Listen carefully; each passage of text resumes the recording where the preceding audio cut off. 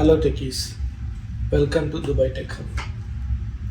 First of all, I want to thank you all for all your support, for subscribing my channel and watching my videos. Please continue to support our channel and please share with your friends also. Next solution is, can we monitor and restrict the users connected to this router device?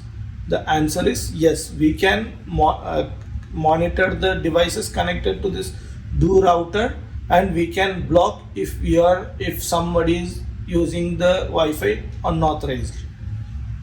So for doing that, again you need to log into the portal.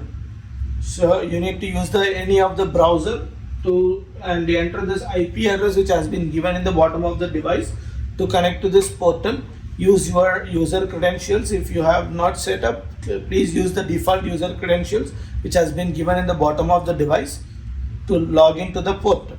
So once you log in, I'll show you what are the things needs to be done on the portal to monitor and block the device. So now we are going to see how to monitor and manage the devices connected to this Wi-Fi router. So for doing that, log into the Wi-Fi router portal through the web browser.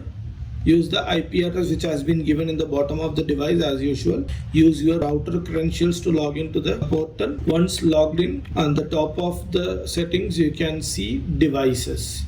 So click on this devices. Once you click on this device, you can see which are the devices connected to this Wi-Fi. So here in my case, only one device is connected, which is my PC. So you can click on edit and block this device also if you want to do so. If they are using your Wi-Fi unauthorized way, you can block their access also. In the future, even if they know your password, they will not be able to connect because you are blocking by MAC address. So it will not allow them to use your Wi-Fi in the future. I will add all the videos in this router playlist so you can watch all the videos for each solution separately.